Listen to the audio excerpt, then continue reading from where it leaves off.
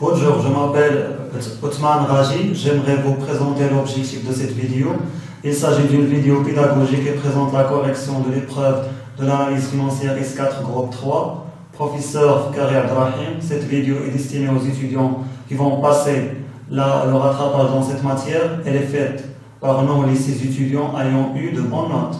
C'est une autre contribution pour aider les étudiants à bien préparer l'examen de cette matière. Chacun de nous va présenter sa réponse telle qu'elle est faite à la session ordinaire.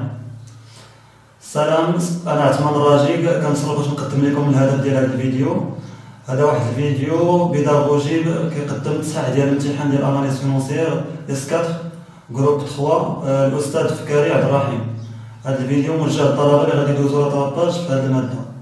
تصاوب من طرفنا حنا 6 الطلبه اللي جابوا احسن نقط في هذه الماتير. هي هذه مساهمه منا باش نساعدوا الطلبه باش يبريباريو مزيان لهذه الماده. كل واحد منا دار بريزونطا لا ريبونس telle qu'elle est faite à la session ordinaire.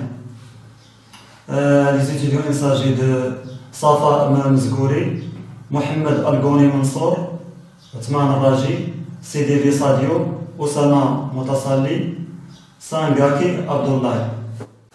Bonjour mes amis, alors aujourd'hui je vais vous présenter brièvement la manière dont j'ai traité mon examen. Donc je vous conseille d'abord de bien lire l'énoncé de l'examen ainsi que les données. Ça va vous servir de bien répondre aux questions. Alors concernant la première question, c'est les hypothèses de l'analyse financière, sa méthodologie et ses limites. Alors, l'analyse financière est une analyse qui permet de voir comment les ressources de l'entreprise financent ses emplois. Cette analyse passe par une approche statique en utilisant le tableau des masses des bilans et les bilans fonctionnels, et ensuite par une approche dynamique par le tableau des emplois et des ressources. Donc ce tableau permet de présenter la politique d'investissement, de financement et de distribution de l'entreprise. Donc l'équilibre fonctionnel se réalise quand les ressources propres de l'entreprise financent son actif immobilisé et quand les ressources du passif circulant financent les ressources de l'actif circulant. Alors, cette analyse a aussi des limites du fait qu'il se base sur une hypothèse de continuation de l'activité de l'entreprise et ignore celle de cessation de cette activité. Donc, raison pour laquelle on fait appel à d'autres types d'analyses comme l'analyse pool de fonds et l'analyse liquidité. Donc, concernant les deux autres questions, donc il s'agit de présenter une analyse ou bien d'évaluer la situation de l'entreprise concernant la dégradation de l'équilibre financier, sa politique de financement et aussi sa politique de distribution. Donc pour l'exercice 2006 et 2007, du fait qu'on a le tableau des masses de bilan, on peut utiliser quelques ratios pour faciliter la tâche, comme le financement structurel et le financement permanent. Alors pour ces deux exercices, l'entreprise était capable de financer son cycle d'investissement. Or, la marge dégagée par le fonds de roulement était incapable de combler les besoins en fonds de roulement, ce qu'on peut voir à travers la trésorerie négative dégagée. Donc pour notre exercice 2013 et 2014, du fait qu'on a le tableau des masses des bilans et aussi le bilan fonctionnel, on peut utiliser d'autres ratios comme la rentabilité financière et aussi la liquidité générale. Donc l'entreprise se trouve dans une situation critique pour les deux exercices du fait que son financement permanent n'arrive pas à combler le besoin de son cycle d'investissement ainsi que son cycle d'exploitation parce que les besoins en fonds de roulement s'accroît d'un exercice à l'autre à cause d'une mauvaise gestion des ressources de l'entreprise. Alors ce décalage entre encaissement et décaissement avait des effets qui sont défavorables sur la rentabilité financière qui se dégrade d'un exercice à l'autre. Alors dans ce cas, l'entreprise va chercher d'autres sources externes du financement comme les dettes. Or, elle ne dispose pas de la liquidité disponible pour faire face au taux d'intérêt de la dette. Alors pour le tableau de financement, on peut utiliser d'autres ratios concernant l'autofinancement et aussi le remboursement des dettes. Alors pour la politique de financement, ne dispose pas de fonds propres pour financer son activité, soit un taux d'autonomie financière qui est presque nul dans tous les exercices. Cela a aussi des effets négatifs sur l'investissement parce que l'entreprise a ignoré à sa politique d'investissement importante du fait qu'elle utilise une part très importante de ses ressources pour rembourser ses dettes accumulées. Alors en ce qui concerne la distribution, donc l'entreprise a distribué les dividendes en 2006 et 2007, or il n'a pas privilégié la distribution des dividendes en 2013 du fait que son résultat net est insuffisant ou bien il est faible, donc ce qu'on peut voir à partir du bilan fonctionnel de l'exercice 2013. Donc comme en 2014, il a distribué les bénéfices aux associés malgré sa capacité d'autofinancement négatif. Alors on peut dire que c'est une stratégie adoptée par l'entreprise pour attirer les investisseurs du fait qu'il a procédé à une augmentation de capital. Alors il fallait que l'entreprise revoie sa stratégie de gestion de ressources car sa situation de déséquilibre financier s'aggrave d'un exercice à l'autre, ce qui a causé sa faillite en 2016.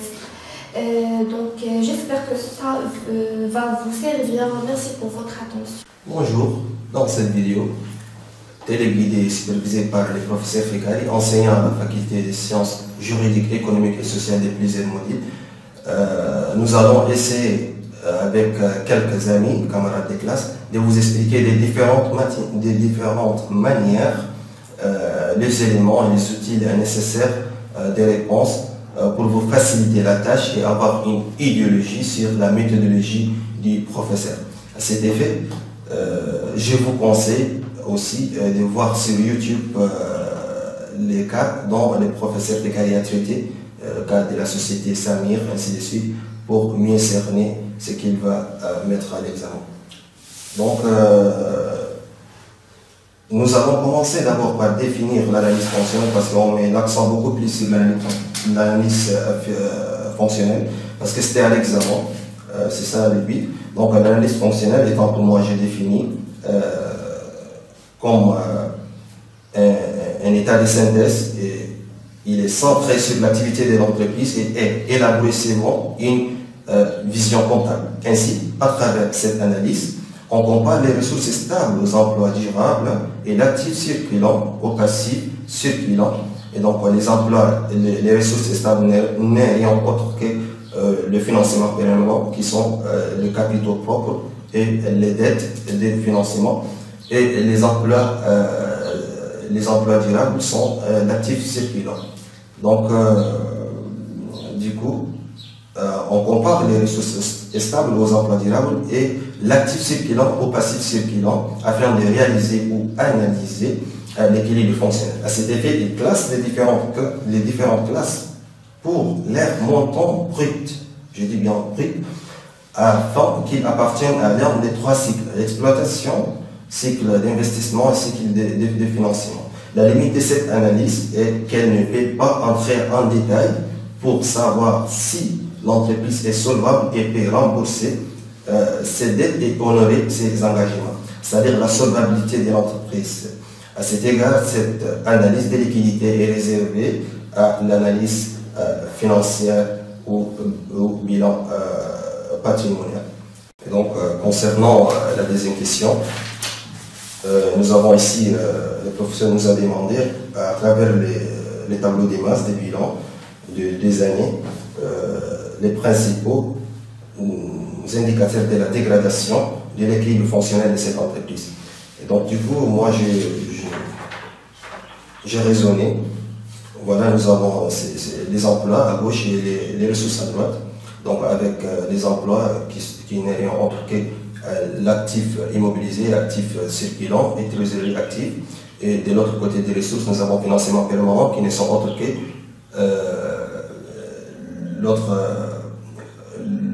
le capitaux propre et les dettes. Et le passif circulant et la trésorerie passive. Donc, j'ai analysé, on a trouvé un fonds de roulement négatif. Et donc, les fonds de roulement négatifs, c'est qui explique que les ressources n'ont pas pu financer les emplois stables. donc c'est-à-dire le financement permanent, les capitaux propres et les dettes, n'ont pas pu financer les ressources, les emplois autant pour moi stables. Donc les besoins des fonds globaux est positif.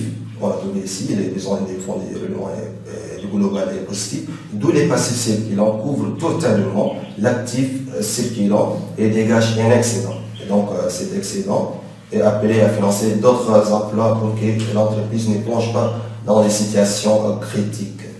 Et donc la trésorerie nette j'ai trouvé la trésorerie nette négative, et donc ce qui explique que l'entreprise n'a pas une liquidité, c'est-à-dire n'a pas une disponibilité, et la situation est très critique, elle a besoin de faire recours aux emprunts d'aide, c'est-à-dire concours bancaire. Donc c'était ça pour l'année 2013. Pour l'année 2014, on a trouvé que le financement, les fonds de déroulement aussi de plus en plus négatifs, et presque les doubles de l'année 2014, ce qui met l'entreprise dans une situation très critique. Besoin du fonds aussi, c'était pareil. Nous avons ici pour l'an 2006-7 de 2 années, c'est-à-dire 6-7, l'entreprise a connu une augmentation au niveau du FDR qui couvre totalement les emplois à un niveau satisfaisant. Donc la situation est favorable, d'où les passages des nombres en 2006, c'est-à-dire 15 millions et 19 millions, il y a une augmentation, une légère augmentation. Donc c'était ça. Et en se portant pour la première question, pour justifier les réponses sur la politique de financement et la politique de distribution des dividendes de cette entreprise, je fais les ratios, c'est-à-dire les ratios n'est rien en tout cas pour le financement permanent. Nous avons les ratios, nous avons autofinancement sur le total des ressources et augmentation des dettes de financement sur le total des ressources.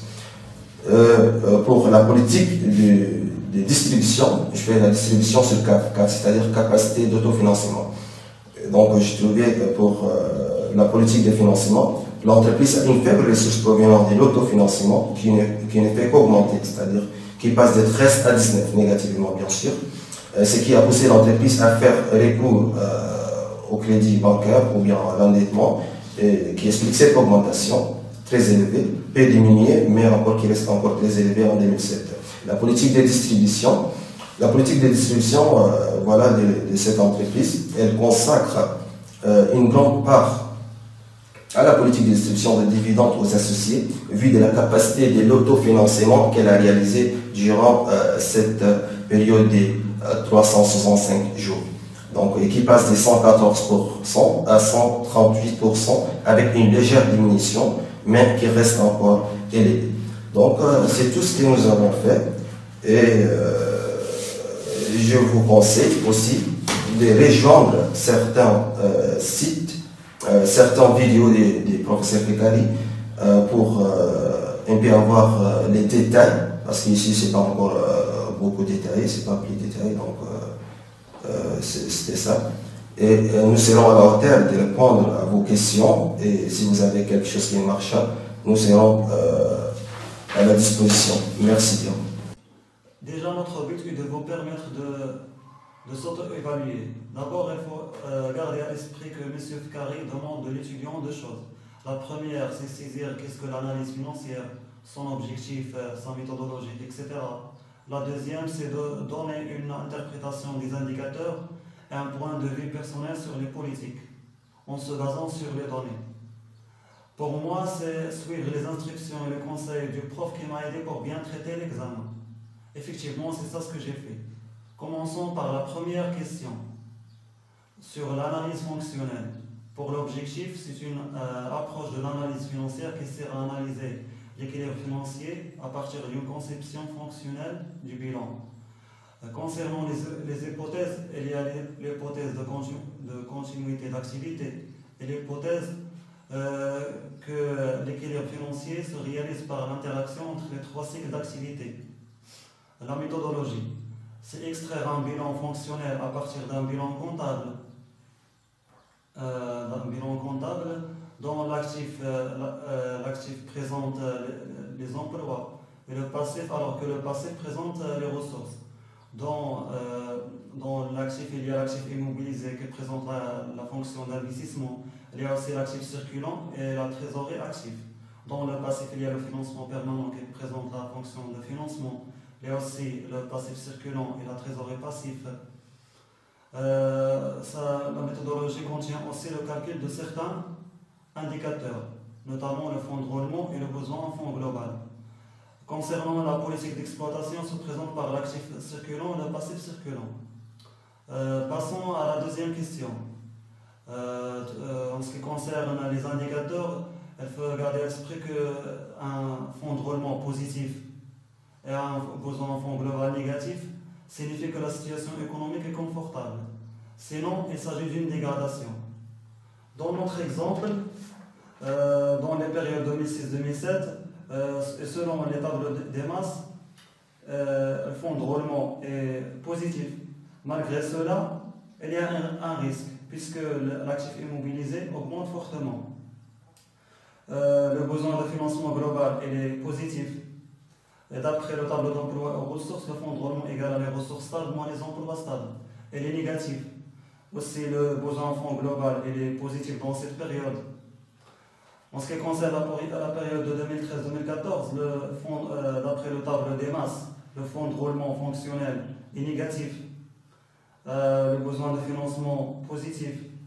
Et d'après le tableau d'emploi et ressources, le fonds de roulement est négatif. Il est de 6084,79. Les signes de ces indicateurs confirment la dégradation de l'équilibre fonctionnel de cette entreprise. Passons maintenant à la troisième question, concernant la politique de financement et la politique de distribution de dividendes. Alors, en effet, quelle que soit la politique demandée, il faut juger selon le tableau d'emploi et ressources. S'agissant de la politique de financement, le tableau d'emploi et ressources indique une faible capacité d'autofinancement et un autofinancement faible. Aussi, sans oublier la forte augmentation des dettes de financement avec des montants faibles de remboursement des dettes de financement. Effectivement, c'est une situation dramatique qui peut conduire l'entreprise au saisie. Et puisque cette entreprise continue à suivre une politique de financement basée sur l'endettement, sans aucun doute, il va tomber dans l'effet de levier qui va la mettre sans aucun doute en otage des investisseurs. Ensuite, concernant la politique de distribution des dividendes, selon le tableau d'emploi et ressources, il y a des faibles montants dans la distribution de bénéfices. Cela s'explique par l'absence des opérations d'augmentation des capitaux propres, sauf pour l'année 2014 de 4163,53 millions de dirhams. Aussi, il y a en effet l'augmentation des dettes de financement et la nécessité de rembourser ces dettes oblige cette entreprise à recourir à une politique, à recourir à l'endettement au lieu de concentrer sur une politique de distribution de dividendes. Merci pour votre attention et bon courage. Alors, pour moi, à la première question qui était rappeler l'objectif, les hypothèses et la méthodologie de l'analyse fonctionnelle, ainsi que ses limites. J'ai essayé de répondre de la façon suivante. Puisqu'il y avait plusieurs sous-questions, notamment l'objectif, les hypothèses, la méthodologie et les limites. J'ai essayé de définir l'analyse fonctionnelle qui est une étude de masse. Elle permet d'analyser l'équilibre d'une entreprise, c'est-à-dire les emplois et les ressources, des créances et les dettes, en utilisant le bilan fonctionnel qui donne une vision de l'entreprise en termes d'emploi et de ressources. Elle suppose que le fonds de roulement de la dite entreprise est positif. Elle n'est pas utilisée pour l'évaluation du patrimoine, mais plutôt pour constater les changements dans l'activité de l'entreprise par rapport aux années précédentes, en faisant une étude des masses. Et dans cette analyse fonctionnelle, nous avons plusieurs éléments qui nous permettent de déterminer cela, notamment les fonds de roulement, des besoins en fonds de roulement. Voilà, c'est un peu ça que j'ai répondu à la première question. Et l'analyse fonctionnelle, il est à retenir aussi que l'analyse fonctionnelle repose sur la distinction entre le cycle court et le cycle long et la continuité du cycle de l'activité. Alors, à la deuxième question, qui était analyser à travers les tableaux des masses, des bilans et les TER des deux périodes 2006, 2007 et 2013-2014, les principaux indicateurs de la dégradation de l'équilibre fonctionnel de cette entreprise. Comme on peut le voir sur le sujet, on a les deux tableaux, le bilan des masses et aussi des TER. Alors, j'ai essayé de reprendre de la manière suivante. Quand nous avons, pendant la période de 2006 et 2007, le tableau des masses de bilan, on a eu des fonds de roulement positifs et des besoins de financement global positif aussi. Et la différence entre le besoin de financement global et les besoins de fonds de roulement qui donnent la trésorerie nette était négative pendant les 2 années.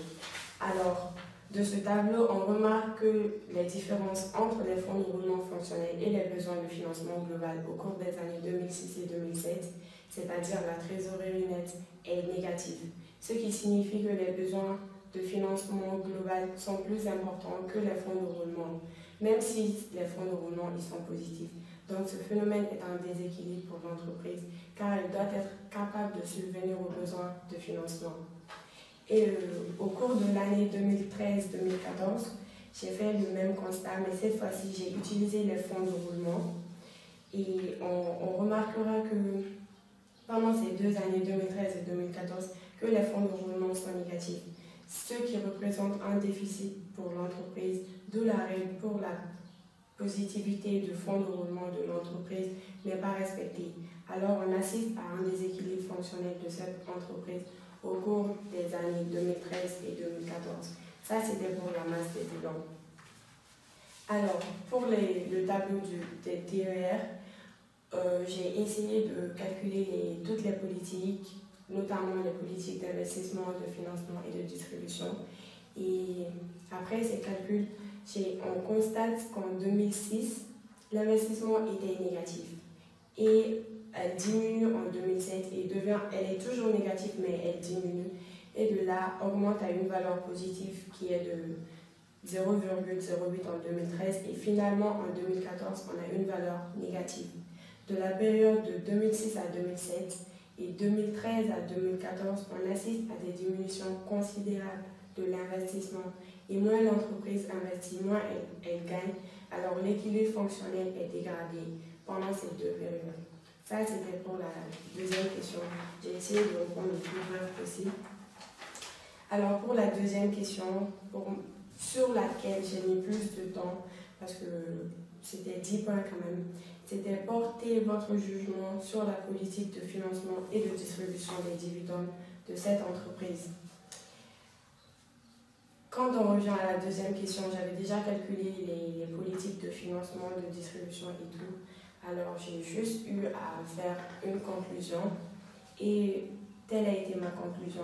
Au cours des années 2006 et 2007, on constate que la politique de financement n'a pas changé. En 2013, on remarque une diminution par rapport à 2007. Elle est de 0,63 et en 2014, elle diminue encore et est de 0,37. On remarque une diminution de cette politique qui peut contribuer au déséquilibre de cette entreprise.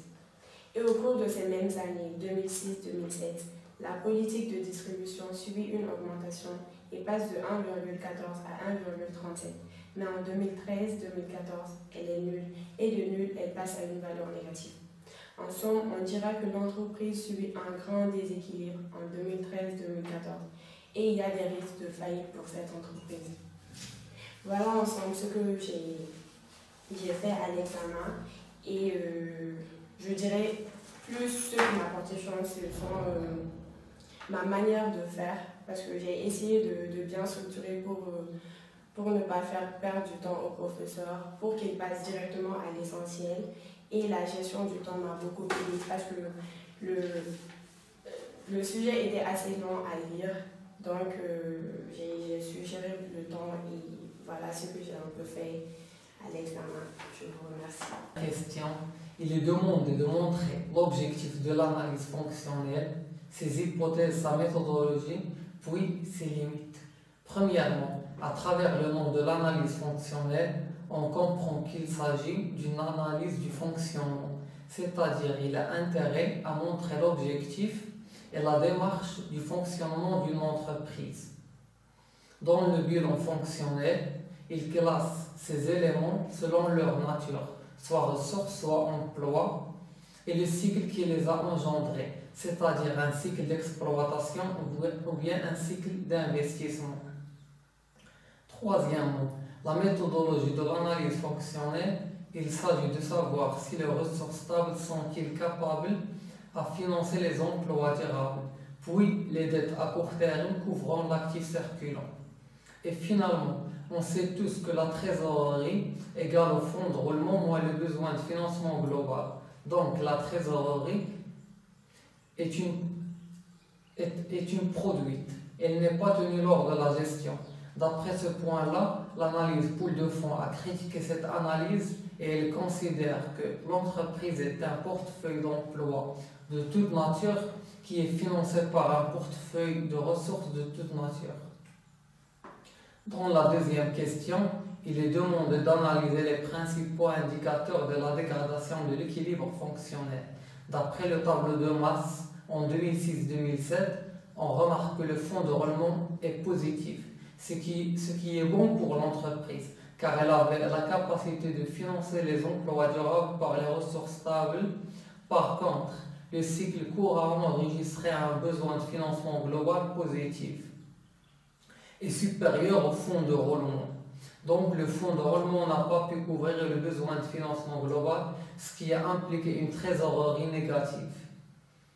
En 2013-2014, je pense que c'est la même chose, il faut juste signaler que cette fois, le fonds de roulement était négatif, ce qui a aggravé la situation financière de l'entreprise. Et l'explication c'est, dans le tableau de masse, on remarque une augmentation de l'actif immobilisé, même si le financement permanent est stable. C'est-à-dire que l'entreprise a maintenu l'investissement continu, même si elle n'avait pas les moyens financiers. En outre, pour mieux préparer à ce genre de questions, il faut interpréter les différentes valeurs du besoin de financement global et fonds de roulement et les comparer. Si le besoin de financement couvre le fonds de roulement ou si le fonds de roulement couvre le besoin de financement. Dans la troisième question, on doit juger la politique de financement et de distribution. Commençons par la politique de distribution. On doit calculer un petit ratio qui est égal aux distributions des bénéfices sur la CAF. La distribution des bénéfices, c'est les dividendes versés aux actionnaires.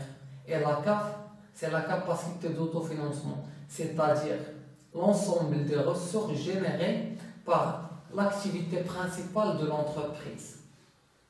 Si on calcule ce ratio, on constate qu'il dépasse 100% malgré la situation financière critique. Donc c'est une politique exagérée. À mon avis, la firme doit opter à une politique plus pertinente, à l'entour de 20% de la CAF, pour dégager de la liquidité nécessaire pour combler autre chose, au lieu de courir vers le banquier qui n'ont pas de crédit gratuitement. Et la politique de financement. On doit savoir les différentes ressources de l'entreprise. Et la situation idéale, c'est avoir une grande contribution de la CAF dans l'ensemble des ressources. Dans cet exemple, d'après le tableau de financement, on peut dire qu'une grande partie était juste des emprunts. Donc, je propose une intervention des actionnaires par une augmentation du capital pour rafraîchir la trésorerie de l'entreprise, pour dépasser cette situation et adapter des politiques commerciales et marketing plus pertinentes. Merci pour l'attention et bon courage. À travers un peu ma méthodologie, je vais vous faire les rappels et l'objectif, l'hypothèse, méthodologie et les limites de l'analyse fonctionnelle. L'analyse fonctionnelle a pour objet de présenter à travers un bilan fonctionnel et des tableaux l'équilibre fonctionnel et l'évolution d'une entreprise, savoir si cette entreprise est rentable ou tend vers la faillite. Pour le savoir, nous faisons appel à plusieurs méthodes ou moyens de calcul afin de savoir la position exacte de l'entreprise. Nous avons le fonds de roulement qui fait la différence entre le financement permanent et l'actif immobilisé. Le besoin et le fonds de roulement qui fait la différence entre l'actif circulant et le passif circulant. Après, nous avons la trésorerie nette qui fait la différence entre le fonds de roulement et le BFR, ou le total actif moins le total passif. Les limites de cette analyse apparaissent lors d'une situation financière difficile de l'entreprise ou d'une instabilité au sein de cette entreprise. Concernant la deuxième question, analyse à travers les tableaux les principaux indicateurs de la dégradation de l'analyse fonctionnelle. À travers l'analyse des tableaux de masse et du TRE, nous avons remarqué que cette entreprise était dans une situation financière très difficile et tendait vers la faillite. Le tableau des masses. De la période de 2013-2014, le fonds de roulement fonctionnel est négatif, alors qu'il doit être positif. Le besoin de financement global est positif, alors qu'il doit être négatif. Trésorerie nette est négatif, alors qu'elle doit être positive. Sur la période de 2006-2007, le fonds de roulement fonctionnel est positif, ce qui montre une bonne chose pour l'entreprise. Le besoin de financement global est positif, alors qu'il doit être négatif. Trésorerie nette est négatif, alors qu'il doit être positif. Nous remarquons beaucoup de différences au niveau des indicateurs à travers le bilan. Concernant le TRE, l'autofinancement est négatif sur toutes les périodes de 2006, 2007, 2013, 2014. Capacité d'autofinancement. Nous remarquons une hausse en 2006 et en 2013 et une baisse en 2007 ainsi qu'un point négatif en 2014. L'augmentation des dettes de financement et remboursement. Nous remarquons une hausse considérable des dettes d'année en année alors qu'en prenant compte des remboursements, l'entreprise n'arrivait pas à se désendetter. Au niveau du TRE aussi, nous remarquons des différences considérables. Concernant la troisième question, jugement sur la politique de financement et de distribution des dividendes de cette entreprise. Cette entreprise était une entreprise à plein essor depuis sa création en 1959. Elle avait une politique de financement certes déficitaire, avec des dettes énormes, mais arrivait à survivre avec une rentabilité stagnante, jusqu'au moment où elle se lança agressivement à travers une politique commerciale, jusqu'en 2015, avant la décompensation de la libération totale du marché.